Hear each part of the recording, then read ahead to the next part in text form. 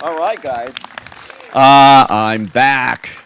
My name's Pete Hammond, and I'll be moderating today. And did you all love Paterson? Because, yes, I'm so glad. I saw this movie when it premiered at the Cannes Film Festival, and I just think it's phenomenal. I want to introduce you first to Adam Driver. He is, of course, the multi-Emmy nominated co-star of Girls on HBO, as you know, playing Adam Sackler. And he's in Star Wars and the next Star Wars, which is exciting. This year, he was in Midnight Special and upcoming Martin Scorsese's Silence, which opens at the end of the year. And his other films include While We're Young, This Is Where I Leave You, Tracks, Inside Llewyn Davis, Frances Ha, and he won the Volpe Cup for Best Actor at the Venice Film Festival for Hungry Hearts. And please welcome the star of Paterson, Adam Driver.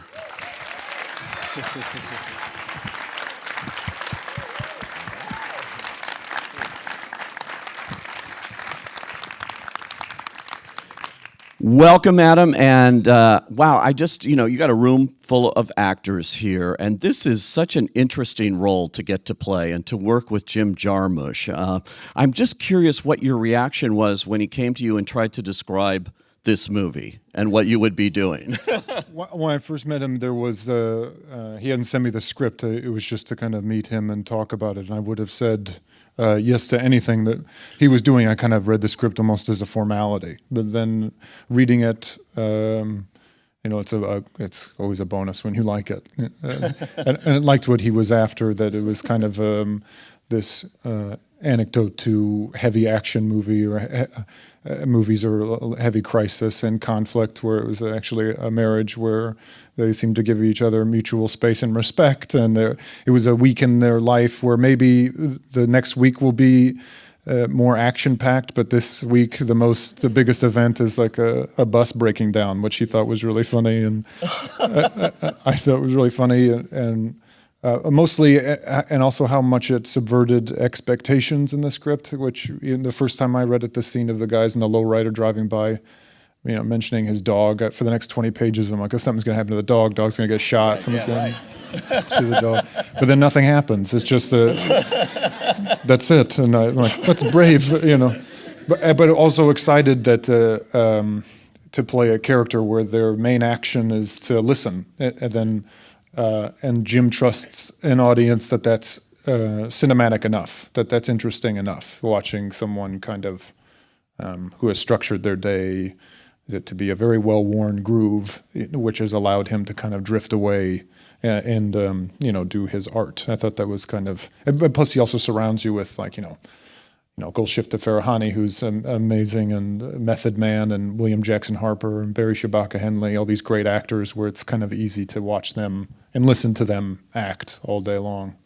Yeah, it's something, the themes of this movie, even though you keep saying, it is about nothing happens, but everything happens. Right. And that's what's so great about it, and to strike that tone and make it work for an audience to get that over 2 hours, I think is really an amazing accomplishment. Yeah, and in a way he almost controls the lens of how you're watching it, where you're expecting something to happen, and at a certain point you kind of abandon that, and then start to see what he's looking at, and then you see all the details that he's taking in, and I guess transfixing in that way, where not that it's transfixing, but he how he controls how you're watching the movie, I think is. And there are very subtle things if you look closely enough. Particularly, this is the kind of movie you really want to see a second time, to see all those things that appear that you do every time you leave the house, everything you do, every street.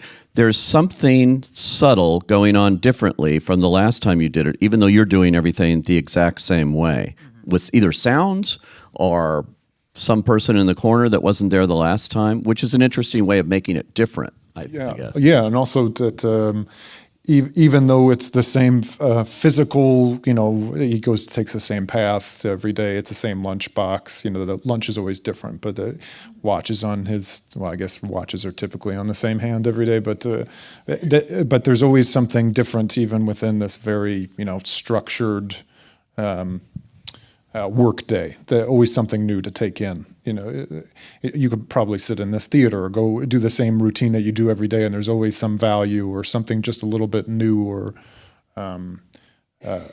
new to take in. I personally found this very therapeutic, this movie. Oh, good. I did. There's something about it. It's spiritual almost. You know, you watch it and there's something in this crazy world we're in that gets crazier by the minute. Right. You look at this and you can like breathe a little bit. Oh, good. Yeah, no, I haven't seen it, so I don't know. You haven't seen it? I haven't. No, I haven't. But I imagine what you're talking about there. Makes sense to me. Okay, back up. You went to Cannes with this film, and it was a big deal there, and you didn't sit through it and watch it, which they normally do. People normally do. Right. Yeah. No. I did. You walk in, and you sit in the middle. And then when the lights go down, I run, and then, and then they time it so when the credits are kind of rolling, they sneak back in, and then you pretend you were there. So you don't like watching something you've done? Hate it. Yeah. No. You don't do it? Yeah. Wow. So I'm in it. Cool. Yeah. What kind of prep would you do for a role like this? Had you ever driven a bus, or did you learn to drive a bus, or that kind of thing to get yourself into that mind of Paterson? I did. Yeah, I got my CDL license to drive a bus, which was interesting. I thought that it would maybe open it up to we can get more interesting shots if I was actually driving it. They're very strict about operating huge, vehicles that are very dangerous. But and also because I knew his physical life was very important. That things were trying to. We only had a couple months to tell a story of someone who's been doing this routine for a couple years, and I didn't want to be thinking about it on the day. What knob does what, or it just seemed his physical life needed to be on autopilot. So when we were actually shooting on the day, I wasn't thinking about that and was just responding, to what's happening. So that was... And the poetry... Poetry, yeah. I had a very elementary knowledge of poetry before this movie. Like I knew random poems. Like I liked E. Cummings just because I knew one poem by E. Cummings, this poem Chicago. And I knew Howell. But I didn't know much about the kind of New York School of Poets. And Jim studied poetry with Kenneth Koch at Columbia, and so kind of discovering it through him was really exciting. I didn't know Ron Padgett, who wrote the poems for this movie, which was a fun world to kind of uncover. Was that with the graphics on here? Was that all your actual handwriting too that you're doing there? It was, yeah. They did this thing where I drew did all the letters in the alphabet, upper and lower case, and then they did some magic where they combed it all together, and then I would just memorize the poems and write them down. Wow. Yeah. You mentioned your co-star here, and it's a wonderful relationship the two have, that marriage. I like that you complement each other in an odd, weird way. Right. With her interior design works. Choices. And, and your way of sort of like everything goes by you like a lot. I love the cupcake. You have to keep saying, what's the flour for? Right. Yeah. She Golshifta said something at Cannes, actually, that was a good thing that I've been stealing, and was that it seems like she kind of creates everything inside and he kind of brings the outdoors inside in a weird way. She put it more eloquently than that, but how they both give each other space to create in their own zones, and every once in a while they kind of meet up and share ideas, but there is a lot of separation, and they have they both have their own structure in a way. And then, of course, the other member of the family. Yeah. They say never to work with kids or animals, but you're working with a scene-stealing dog. The character's name is Marvin, and not his name, not her name in real life. No, it's Cross playing a man. Yeah. Is it Nellie? Nellie was the dog's name, and then she's since passed away, which is sad. Yeah, I know. They heard that. I know. Yeah, she sadly died, but we're talking about her. Yeah. So that's a good thing. Yeah, it wasn't in vain. No. That was great. So talk about working with Nellie on this shoot. Yeah. I always think the most exciting thing to work is always with kids and dogs, because they're very unpredictable. when do they go to the bathroom in the scene, and you always read scenes that you know dogs are in, and you think that you have a control. It's pretty clear, but then you always forget about the trainer that's like just off camera screaming, cookie at the top of their lung. It really gets you out of your own way, because I just fucking hope to God like it'll work out. But I liked that we got along very well, and until she died. Yeah. That last I just told you out there, the last scene, it just kills me, where the dog just says, "We're going this way today." Said no. You want to go the other way, keep going. And so there's that little bit of hope, or maybe whatever, that your eyes are being opened to something new, right? By him. I don't know. Yeah. Was there improv in this, or because Jim Jarmusch keeps pretty strictly to his scripts in the past? I know there was a little, like, on the day he would come up with a better idea, but we'd always laugh even about improv, because he would change a line for Laura and be like, "I think Laura maybe should say this about her black and white pattern." And he's like, "Well, what would Paterson say?" Paterson would say something like yeah. I'm like, "Yeah, that's good." Yeah, he would. He'd say, "Yeah, or okay." So apart from that, there really wasn't anything. He pretty much kept the script the entire time. That's pretty much what it was on the page. And the great scene with the poet, the Japanese poet that comes in with you, right, too. A lot of that is silences and reaction, not as much heavy on dialogue, talking about simplicity there. But that was a great scene, very profound. Yeah, no, it was a fun thing especially in front of the falls, and there was a lot of scenes like that with the girl reading poetry. They almost got too much, and you can't help but be moved by it. But even which sometimes didn't work for the scene, especially when it was the little girl, where it's like, I don't think maybe a grown man should sit next to this little girl and start crying about her poem. It gets into different territory. But yeah, no, it was fun fun. It was, I remember that day at work, and it was, it's satisfying, I guess. All right, I do have a couple of cards that you filled out before, but when you see a movie, it's always better to ask questions directly and see what you thought of it. And so if you have any questions here, just raise your hand. And yeah, right there. I enjoyed the movie, and just have a question about the symbolism with twins. I feel like Jim and I share kind of an allergy to explaining things. I think I had ideas about it for like what it meant, but I think really his intention was that you kind of say something, or you're going to buy a new car, and suddenly you start seeing that car everywhere. I think it was really nothing more than that. And again, maybe with the subverting expectations thing, people can't help but attach meaning to it and want to make it, personalize it in a way. But I think it was really just, something that happened, which caused this weird thing where suddenly he sees a bunch of twins, and that's kind of it, if that makes sense. Yes, in the back. On me, thank you. Thank you. The scene when you were sitting next to Everett in the bar, and he mentioned that he was an actor, and you turned and you were laughing the whole time. Was that ad lib, or was that scripted? I don't know. I haven't seen that actually, but someone mentioned that to me the other day, and I can't remember what happened that day. So that's another bad answer. Okay. Yes, right there. Thank you for sharing this art with us, and it's poetry and writing and acting, obviously all forms of art.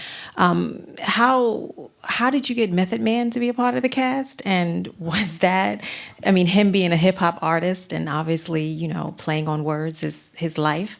What was the inspiration for that? I don't know. That's a Jim question. That was I think because he has known the Wu-Tang Clan for a long time, and I think they just kind of I don't know what it was about him specifically that he thought would be good for it. I remember Jim and I were Skyping with him with Method Man. He wrote what he is kind of rapping in the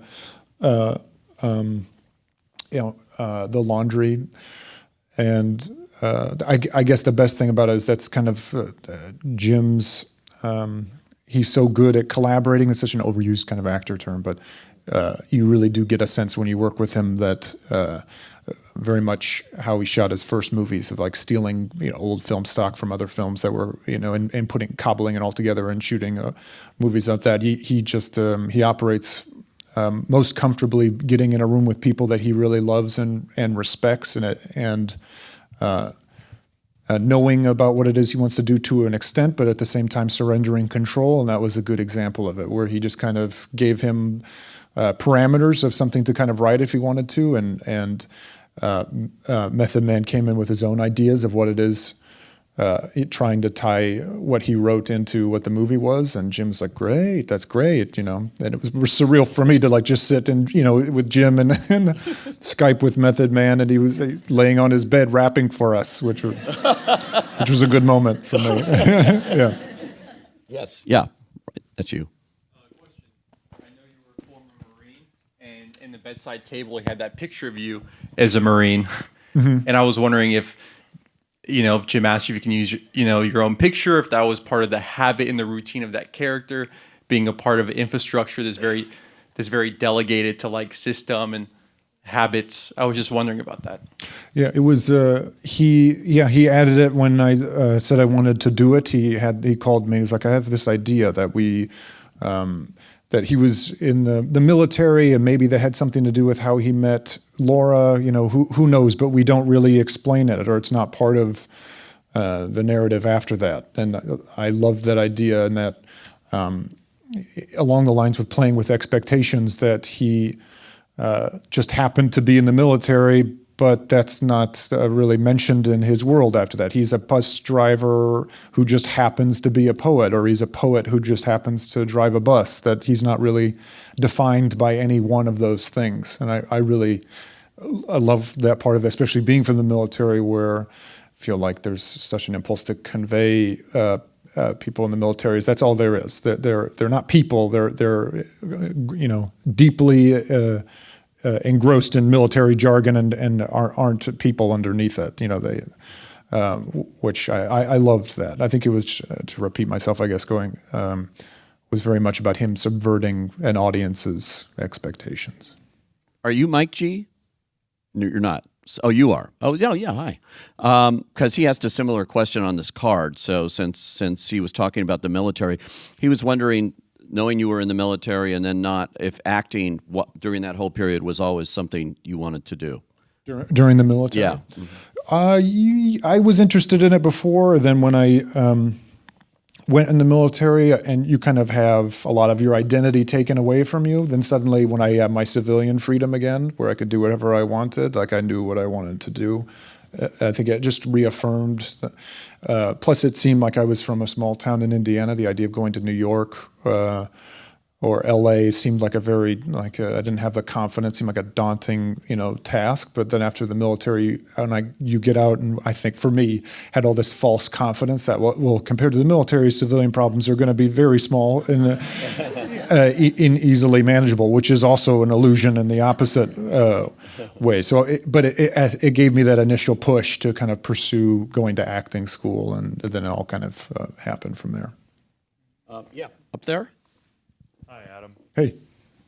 Really great work, man. I really loved it. Oh, really thank did. you. I wanted to ask, in this, was there a challenge that you had to overcome, whether that was before production and your approach to the role, or a specific scene, and how you overcame that? Specific challenge. I don't know. I think not that it was easy at all, but because Jim surrounds you with people that are really inspiring to, like Fred Elms, who was shooting it, or Mark Friedberg, who was a production designer, or Catherine George, who did costumes. It really it seemed to be the best working environment that you could really ask for, where you are surrounded by people you trust and are all kind of sharing the same ideas, but like what the overarching story is. I guess maybe trust would be the biggest thing that I learned from it. A lot of that came, I think, in the, man, that's ambiguous thing to say, I guess. But the rehearsals prior to it, it's you kind of want to add things on top of it and realize that the movie immediately doesn't want it and it feels kind of wrong. So kind of trusting that what I was saying before about thought is interesting enough that that'll be cinematic enough, and there's nothing really to do other than respond to everything that was. Yeah, but it was more not to control anything, like to just kind of be there and available and similar to where Paterson is like. He gets his poems are taken away. My response would be to, be violent, maybe to a dog. But the idea that he has a mourning period and then kind of moves on. And I think there's this line in the movie where it's like, it's words are written on water.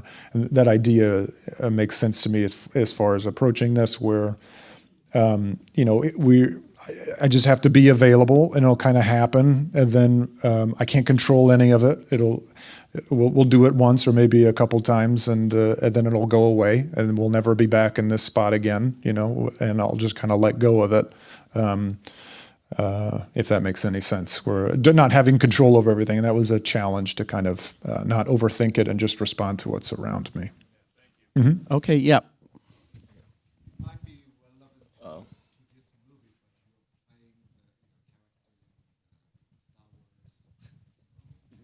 I am.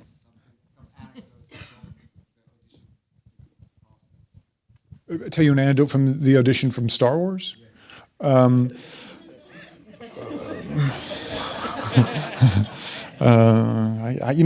honestly, I didn't audition for Star Wars. I just kind of met JJ and we talked about it for a while, and that was it. Then I thought about it for a while, and then. Was your question how this compared to Star Wars? What was your question about? About the audition process, but he didn't have a. Yeah. Oh, okay. So it was just that. Because there's a guy named John here. Where's John? All right. John wants to know how this compares. They're the same movie, basically. Yeah, right. How this compares to working on Star Wars. Kylo Ren has a set routine. Just stabs everybody and allows them to drift and write poetry. It's same character. Thing. Yeah. You signed up for 6 sequels. Yeah, right. It's like he drives a bus on weekends. Yeah, I hope that answers it, John. Okay, we got time for a couple more. Yes, go. Like you mentioned, so much of your portrayal in this was so much was listening and reacting. And obviously you're going to get different reactions take to take. Did you just go in as a blank slate and truly react, or did you have something predetermined that you were trying to convey in your reaction to the other characters? I don't know. I don't think it was necessarily all one or the other. I mean, you have an idea of what the story of the scene is, but then, similar with like working with Nellie, you can't really control what your idea is often. And I always feel like when I go in with an idea, it's often not as good, and something that happening in front of you is always kind of better. But that being said, you have to check yourself that you're that's not so much about you and your journey, that you're trying to tell a bigger picture. I don't know if that answered your question though necessarily. Oh yeah, okay. Okay, way in the back where you're moving your hand. Yes. Okay. Thank you so much for sharing your gift. Beautiful work. Thank you. I noticed several scenes where your eyes watered and there was intense emotion. Where was that coming from, and what was behind that? I don't know. What scene? I don't know. You were driving the bus and your eyes watered up, almost as if there was a sadness to you. Yeah, I think there might be. That's just me, the world is hard, and we're all going to be alone for. If I start crying right now, I'm kidding. I don't remember. I don't remember what it was. There was kind of a sadness that I was thinking in my mind about it, but I don't want to give it away. But I don't know. It kind of depends on who is talking or what I was looking at, I guess. Well, maybe you didn't see it, what I was seeing, but I don't know. I couldn't tell you. I haven't seen it. Okay, we got time for one more. So, all right here. Go ahead. Hi. In the movie, you're surrounded by a lot of characters that express themselves in different ways, like the little girl with poetry or Method Man rapping. And I was just wondering, what do you think was the reluctance behind Paterson from expressing himself in those same ways when everybody else around him seemed to do so? I think it was more like taking in what he was watching, and less. I mean, his mom, the little girl's mom, comes out, and I think maybe if the conversation kept going, then that would have happened. But I think it was more about him kind of taking it in, as opposed to, well, okay, now it's my turn. I'm gonna connect with you on that. I think maybe it was more about him observing and less contributing. When does this open? This opens next month in December, right? Yeah, December 28th, I think. I'm not sure how. I should know this. But Amazon does it, or it's. If they do it, would they release it on Amazon and in theaters the same day? No, they definitely don't do that Oh, at okay. Amazon. They don't do that. They do. Netflix does that. Oh, okay. Yeah, their whole thing is. But Amazon believes in theaters and releasing theatrically, and then they have a plan great. later to put it on their systems and things, which is Oh, okay. usually a couple of months, 3 months down the line. Oh, yeah. So December 28th, I think. December 28th in theaters. Tell your friends. And let's thank Adam Driver. Thank you very much.